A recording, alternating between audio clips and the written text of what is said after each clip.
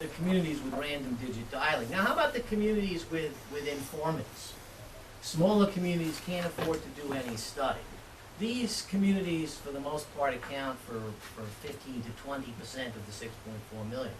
Well, look, some informants are going to over-report to make their community seem more important. Okay. Other informants are going to under-report to avoid dues to the national organization.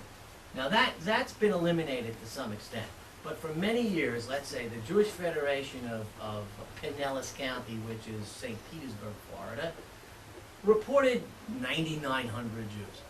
You had an amazing number of Jewish communities out there reporting 9,900, 9,500 Jews. Why? Because when the number of Jews went over 10,000, your dues to what was then the Council of Jewish Federations jumped up. And it was based upon what you told the American Jewish Yearbook. They've changed that now. But nevertheless, we know, look, some people want to make themselves look better, they'll give a bigger number. Others, you know, they don't know. They think all the Jews in town belong to the shul, and they're wrong. I'm sure they're wrong. Hopefully, and some informants simply don't know and make up a number so they don't look dumb. Okay. What we have to hope here is that the over-reporting and the under-reporting somewhat balance one another. So, we know then that the National Jewish Population Survey is too low, and we know that the American Jewish Yearbook is too high. And that's why when reporters have asked me, and this got covered, by the way, it was in Haaretz, it was also in the Times of India. It's amazing what you find out when you put a Google alert on your last name, and you know your last name is Sheskin, which means that there are very few of us in the world. So either there's some preschool teacher in Springfield, Massachusetts, or there's a city in Ireland named Sheskin, believe it or not, or it's about me. So this was covered everywhere in the world, this new estimate of the number of Jews. We said 6 to 6.4 million. The Brandeis study, which looked at, I think about 33 random digit dialing surveys that were not done for Jewish purposes, but looked at them and kind of came up with a weighted estimate of what percentage of Americans were Jewish. Came up with 6 to 6.4 million as well. They came up with the same number. Now, I differ a little bit from their researcher. Okay, their researcher said, well, it's just by accident because this is the way to do it, and the way Sheskin and Deshevsky did it's no good. That's basically what he said.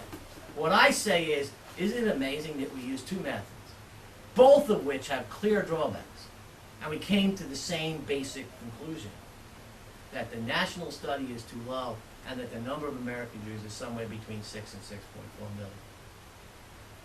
By the way, it's still a dilemma, because as someone who worked very hard on the national study as well as all these local studies, I prayed the two numbers were going to be close together. Okay, now, the second dilemma is the American Jewish Yearbook implies an increasing Jewish population, and the National Jewish Population Survey implies a decreasing Jewish population. But let's look at that. Okay? And what I've done here is some basic statistics that people learn in their first stat course. It's not totally legitimate in that it assumes that both studies in 1990 and 2000 were done with what's called simple random sampling. It wasn't simple random sampling. It's a little more complicated than this, but it's convincing enough. Okay? You'll notice, first of all, that it says 5.4 million in 1990 and it says 5.22 million here. The reason this was 5.5 and this is still 5.2, it's got to do with adding in Jews in institutions who don't have their own phone number. That's why these numbers are slightly different.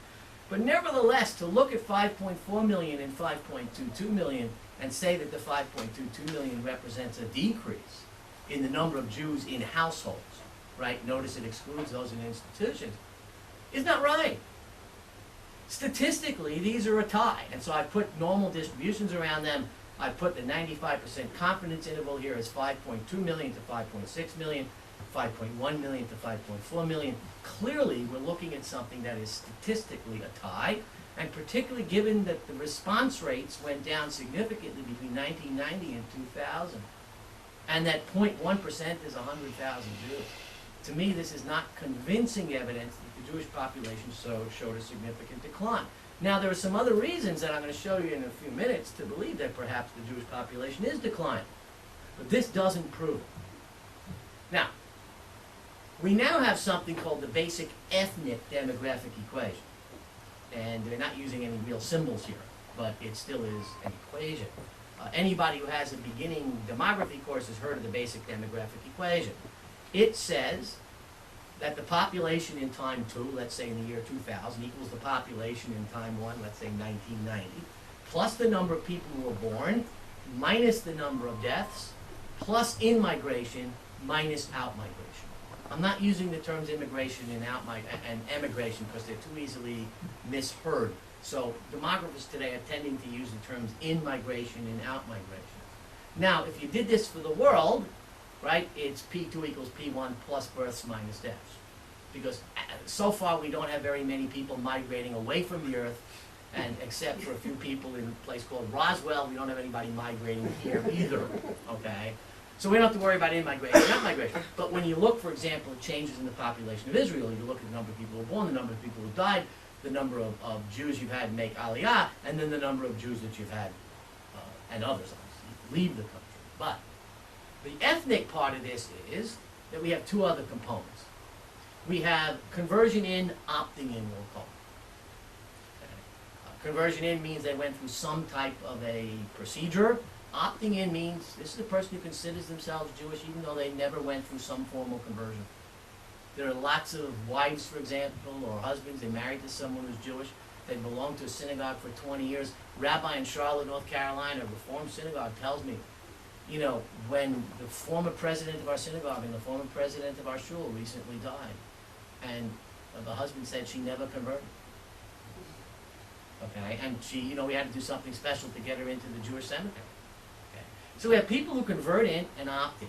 We also have some people who convert out. By the way, the conversion in and the conversion out, the formal looks like it's pretty much a wash statistically. The number of people formally converting in and formally converting out look like it's relatively even. But the big thing here is opting out. Okay, people who just decide, hey, I'm not Jewish anymore, and tell the surveyor that, you know, were you born or Jewish, raised Jewish, or you're currently Jewish, they say no. They just simply opt out. That's probably significant. Now, to show you, by the way, in addition, now that we've introduced that concept, of why I don't believe that the national study necessarily shows a decline, is this would imply 5.5 million to 5.2 million, a loss of 300,000 Jews during 10 years. Okay? Now, however, we know that there are very few Jews leaving the United States, and during those 10 years, 300,000, mostly from the Soviet Union, Persia, other places, moved in. So let's call it even 200,000.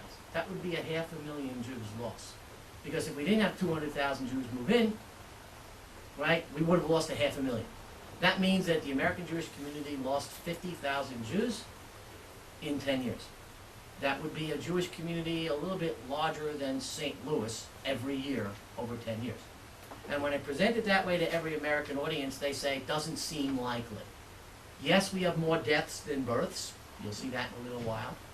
But there are more people moving in than out. How is it possible we're losing 50,000 Jews in a year? Doesn't make sense to me.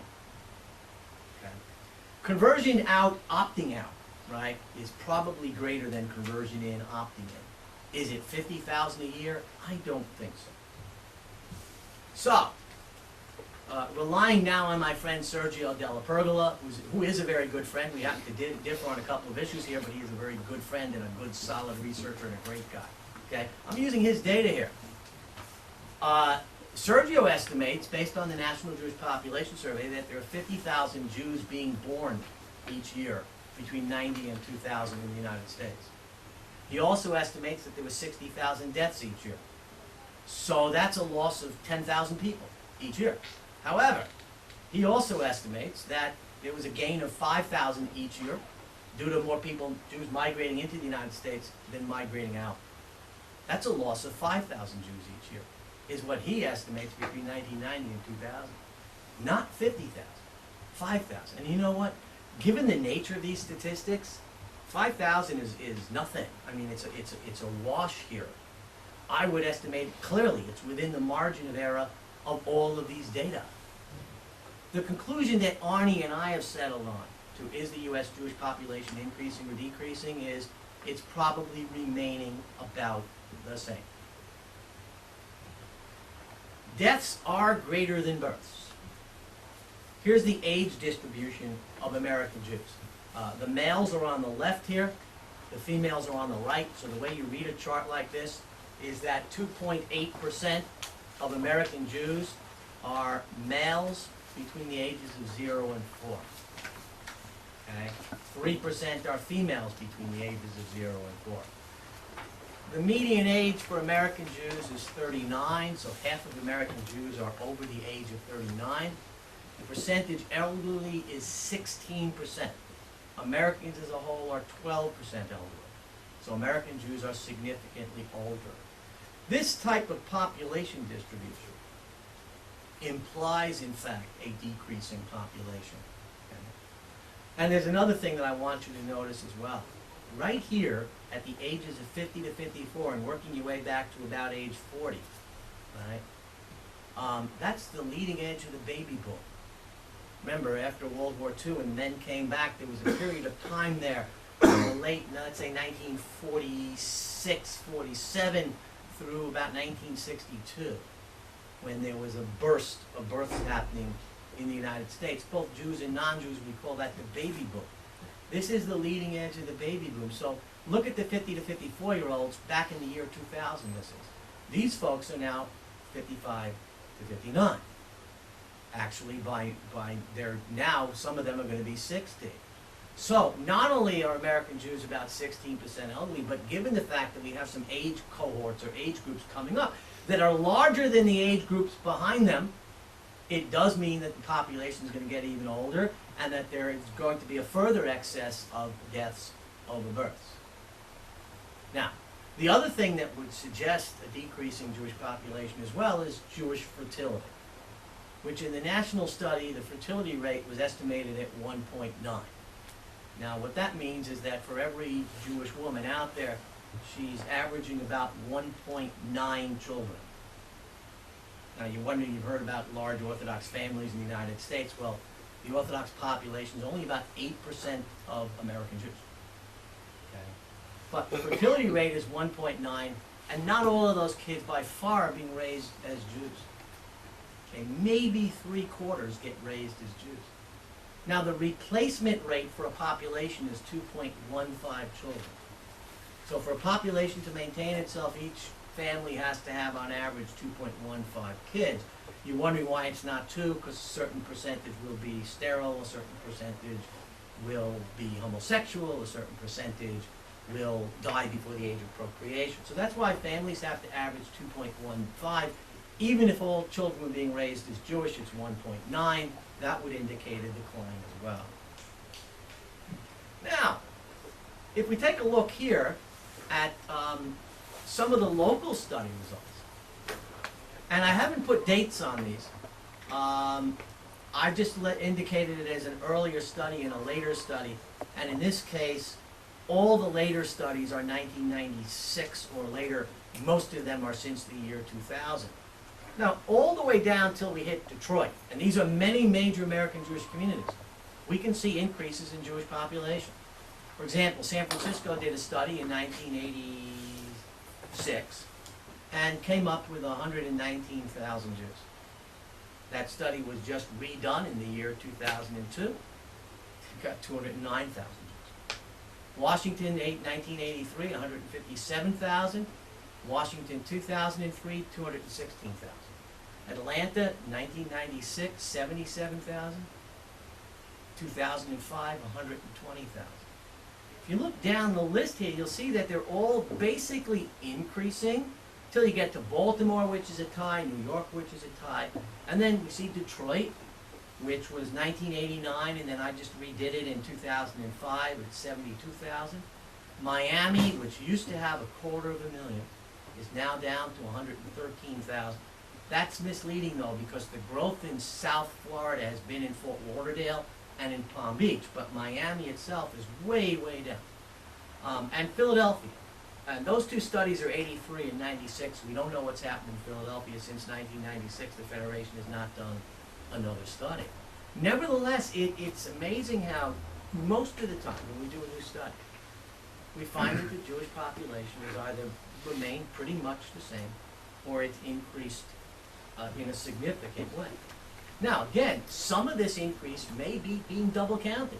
Some of the folks who were counted in San Francisco's 2002 study may very well have been counted in Cleveland's 1997 study that's on here. And they moved from Cleveland to San Francisco. And a good percentage of American Jews do move from community to community every year. We don't know what that percentage is, but it's a good percentage. The truth about the number of Jews probably lies somewhere between the 5.2 million from the National Jewish Population Survey and the 6.4 million from the American Jewish Yearbook. Now, how does that compare with the Israeli estimate? Well, you've got 7 million people in the country. I can't tell you how many times I read in American newspapers, American Jewish newspapers, that there are 7 million Jews in Israel. They seem to forget that not everyone in Israel is Jewish. And I kind of settled then on there being somewhere around 6 million, but here's the point. Sergio Della Pergola and the Central Bureau of Statistics estimates somewhere around 5.3 million Jews here. Now, in doing that, they're trying to use, in Sergio, in saying 5.3 million, is trying to use the same definitions we use in the United States. So you have, for example, some people from Russia who probably wouldn't qualify to be interviewed in the United States. So he's trying to leave those out to make the figures comparable. Because I know you could take the 7 million, back out 1.2 million Arabs, get 5.8 million, 100,000 others get 5.7 million. Okay. But he says this 5.3 million. Now my point is, if the lowest estimate we have of Jews is 5.2 million, let's assume the 5.2 million is right for the moment. Now, how about the 5.3 million that he estimates from the Central Bureau of Statistics? Well, your last census was done in 2001. It's now 5 years after that.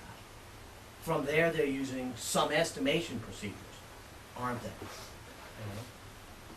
So there's some margin of error around the 5.3 million that Sergio suggests. There's margin of error around the 5.2 million that the National Jewish Population Survey suggests. To me, it's a tie between Israel and the United States in terms of how many Jews there are. And that's accepting the lowest estimate of the number of Jews in the United States. There's a tie. Now, does it matter whether there are more Jews in the United States than in Israel? Well, my reaction is when that day hasn't come yet, it is coming, and when it comes, American Jews who were involved will celebrate the day when that really does happen. And I suspect it's going to happen sometime in the next, decade, for sure. And there won't be any argument about it. Okay? But that day hasn't happened yet. This is where Sergio and I differ. Okay? He wants to accept the 5.2 million, say in Israel there's 5.3 million. My argument is they're the same figure, either way. Okay? And even so, the 5.2 million is way too low. Now, does it matter how many Jews there are in the United States? Well, the way I got here today, by the way, was that the Begin Sadat Institute asked me to speak about American Jewish demographics and its effect on the vote in the United States. They're doing something on U.S.-Israel relations. And so I've had a chance to think about these numbers issues in that way. You know what? In terms of there being 301 million Americans now, whether we're 6.4 million and we're 5.2 million, we're still a tiny, tiny percentage of the American population, and it doesn't make any difference. From the point of view of national elections, it makes no difference. Does it make much difference in terms of the way in which the American Jewish community views themselves? Maybe to some extent. Does the increase or decrease make a difference in terms of the way we view ourselves? Psychologically, to some extent, okay, depending on who. Where Jewish population size does make a difference, let's take San Antonio, where I'll be in the beginning of June, telling them how many Jews they have. If anybody knows anybody in San Antonio, don't tell them. They thought they had 11,000, it's really 9,000. Your guess was 11. Now, they were an informant estimate up until now. They were guessing 11,000, the truth is 9,000. So the American Jewish Yearbook says 11, we're going to come back with 9,000. So like I said, the informant estimates are never going to be that far off. But, whether they have, if they have 9,000 Jews there now, if they go down to 5,000, let's say, then that makes a big difference to a place like San Antonio, Texas. They have 6 synagogues. If they go down to 5,000 Jews, the number of synagogues is going to have to decrease. The Jewish Community Center, which today is an incredible facility, will clearly not be able to run the way it runs today. Their nursing home will clearly not be needed after a while, etc. So to a small Jewish community, having the population go up or down makes a big difference. Whether we have 6.4 million Jews or 5.2 million Jews, Jews in the world are going to have to make it on other than their numbers. We're, after all, only 0.2% of the world's population, yet we're way over 0.2% of the world's headlines. We make it, right, Jews are news, they say in the United States. We make it on the basis of who we are quality-wise, rather than who we are quantity-wise. And that's why, while we would all like bigger numbers, including me, it's probably true that we're going to have to continue to make it on the basis of quality. The Jewish population in the United States, mostly due to immigration from the former Soviet Union, has probably remained relatively constant over the past decade. The only other thing that I wanted to do before we move to the questions and answers, and I guess I'll just go into out of presentation mode right here, and I'll do it right here. www.jewishdatabank.org has the National Jewish Population Survey on it. It has the study from Brandeis. It will, within a month, have the current issue of the American Jewish Yearbook. Okay? They want to make sure all their sales are over before they start giving it away for nothing. But it has the American Jewish Yearbook article going back to jewishdatabank.org, going back for probably 40 years. It's up there. It's all in PDF format. There are well over 100 local Jewish community studies there as well. Now, 10 years ago, all that was there was the data. So unless you were a statistical nerd like me, you couldn't deal with it. Now, you have the reports up there. So you can go onto that website and very quickly in PDF download my 1,200-page report on Miami and search it for the word Sephardic, if that's your interest. Or, for example, in Miami, with 1,800 interviews, I had, I think, 110 Holocaust survivors. So for the first time in a local Jewish community study, we have a profile, religiously, demographically, economically, everything, of Holocaust survivors. So all of the reports from these local studies are available at jewishdatabank.org. It's funded by Bill Berman from Detroit, and we're very much ingratiated to him. This website is now getting hundreds and hundreds of hits per day. Okay, so let me stop there and thank everybody for their attention, and then we'll start taking questions. Thank you. Well, thank you very, very much, Ira. I can only add, I'm just back from Croatia, where I was at a split Jewish community. And Every Jewish community is split. Couldn't resist the joke. Go ahead. Anyhow, they said to me, we are an Orthodox community and we ourselves are all atheists. So that gives you a feeling of, yes, summarizes the essence of the extremes. Okay, the first one was Joseph Hatimian, Professor, Ben Lerner, Dr. Sarah Schmidt. That's it. Joseph. Okay. One thing that you referred to that I am quite familiar with is that there are certain organizations. I served on the board of directors of Jewish Federation in St. Louis for about 15 years.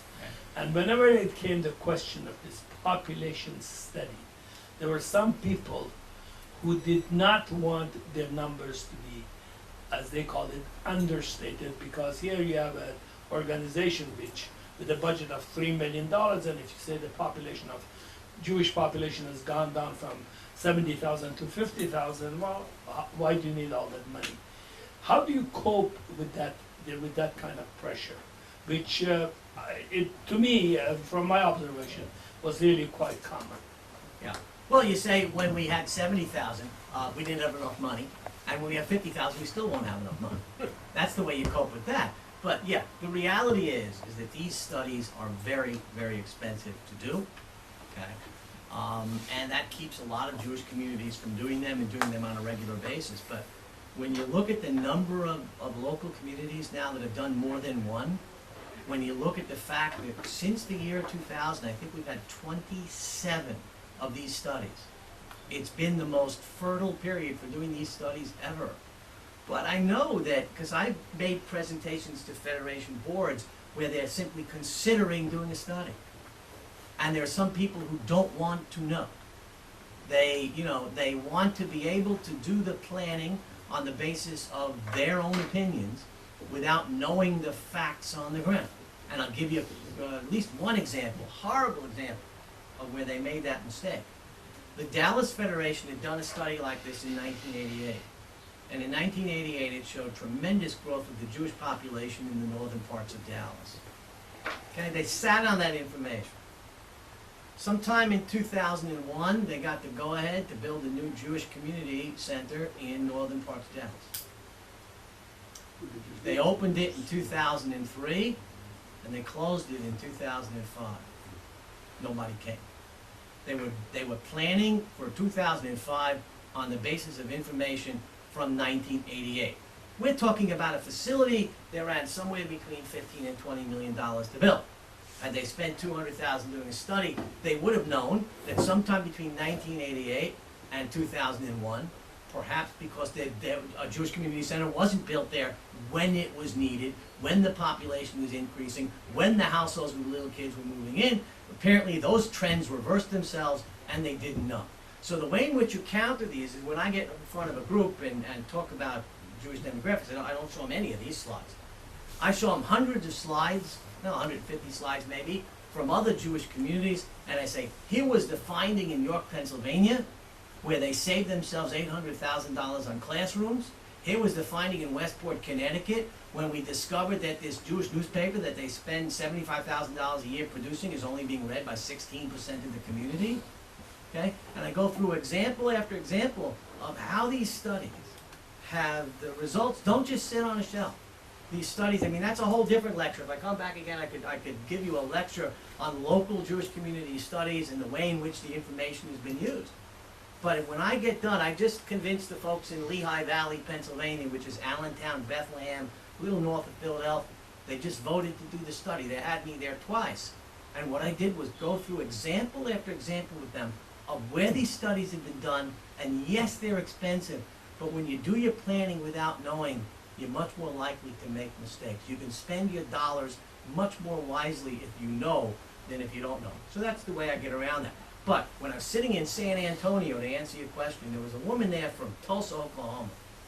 And she said, Ira, I would love to have you come and do a study up in Tulsa, and I'd like to talk to you about it, but I have some conflict here. The community says, we've been saying we have 4,000 Jews here forever. What if it turns out we only have 2,000? I said, well, I can't promise you 4,000. This is science, okay? But she says, no, I understand that. But she says, they don't want to do it because they're afraid of what the news is going to be. So yes, there is all kinds of reasons for that. In Israel, you don't really suffer from this because the Census Bureau does most of your work. And so you know. In the United States, we just don't have this information from the census. In Canada, they do, by the way. Now, the Canadian census doesn't ask you if you like Shabbat candles, but they do ask all the basic demographics, and the Canadian census asks whether you're Jewish under a religion question, and the Canadian census asks for your ethnic ancestry, and Jewish is there to be checked off. So the Canadians can actually look at people who are Jewish, identify ethnically and religiously, just ethnically or just religiously. Okay? In England, for the first time in a long time, if ever, they did ask a religion question in England. In France, they don't even ask, they can't even tell you who's an Arab in France, okay? Because they won't ask the ethnicity question in France. I think they might reconsider that in the future. But yes, there is, people who don't want to do it because it's expensive, and there are people who don't want to do it because they don't want to know, and there are people who don't want to do it because they certainly don't want to know that there are fewer Jews in their community than they think there are. Right? So that's why St. Louis hasn't done it since '95, huh? Okay. And Yes. Thank you very much. It was a very, very interesting talk. Listening to it, I decided I don't envy your work. I'm glad I don't do it, because you're dealing with so many variables which are changeable, and well, it's a very, very difficult task that you're undertaking in terms of trying to find accuracy here. One of the issues that caught me was you said that the Orthodox constitute 8% of the population. And for years, I have heard estimates of between 15% and 20%. And I'm wondering about the possible undercount of the Orthodox, who would be I'm part of the Orthodox community, and I know that these are very uncooperative people in this kind, in this kind of survey. They would not be cooperating in this, and, you know, I really feel that, there's a strong possibility they were undercounted. Okay, let me, A second thing, and if I just throw this in here. sure. I was looking at 31 names here, and I'm wondering how many of these names also appear as members of Presbyterian churches and Episcopalian churches and so on, and, you know, I wonder, to what extent, if that has been looked into. It has been, it's not insignificant, particularly names like Schwartz, okay, which is the reason that I occasionally leave it out, okay? Let me address the first question, which is the percentage of Orthodox Jews in the country. We have always suspected in our work that we're underestimating the Orthodox, and the Orthodox have always claimed that we're underestimating the Orthodox. And let me explain to you, we won't get to look at that right now. When we ask people the following question: do you consider yourself Orthodox, conservative, Reconstructionist, Reform, or just Jewish? Those are the choices we give people. The percentage indicating Orthodox in that list was the same. We did another national study in 1971. From 1971 to 1990 to 2000, percentage who've indicated they're Orthodox hasn't changed at all. Okay? Here's what the difference is, though. Many of the people who called themselves Orthodox back in 1971 in particular, but even in 1990, but more so in 71, were elderly women living alone who called themselves Orthodox because the shul their husband didn't used to go to was Orthodox. Okay? Or we have people call themselves Orthodox and then, do you keep kosher? No. Do you keep kosher? Yes. Is that both inside and outside the home? No. They still call themselves Orthodox. Do you keep kosher? Yes. Do you keep kosher in and outside the home? Yes. Do you turn lights on and off on the Sabbath? Yes. They call themselves Orthodox. Today, the average Orthodox Jew in the United States is probably 30 years younger than the average Orthodox Jew was back in 1971. And the average Orthodox Jew today is not just perceptually Orthodox, they're also Orthodox in practice. So let's take Miami Beach, for example. If we go back to 71, or when I did a study there in 1982, there were probably twice as many people on Miami Beach saying they were Orthodox than is the case today. But you know what? There are so many more buildings today on Miami Beach with Shabbos elevators than there ever were. You today on Miami Beach have 2 kosher Chinese, 1 kosher Japanese, 2 kosher Mexicans. Not Mexican people, Mexican restaurants we're talking, right? Okay. You have an A-roof around the whole place, which you never had in 1971. What we have today are Orthodox who live with young kids. Not very many with 13 kids, by the way. When I came up, we did, 200 interviews with houses. We did on Miami Beach the last time, I think 350 or 400 interviews. We had about 200 with kids in them, and 3 households had more than 5 kids. Everyone sees the same Orthodox rabbi with his 12 kids, going to shul on Saturday. They think that's everybody there. It's not. The point is that while the number of Orthodox in the country, on every survey, all the nationals are everywhere, somewhere 7%, 8%, 9%, and it's been that way forever, is that those people who are Orthodox are considerably, they really are Orthodox today compared with years ago. Now, are Orthodox less likely to stay on the phone for this and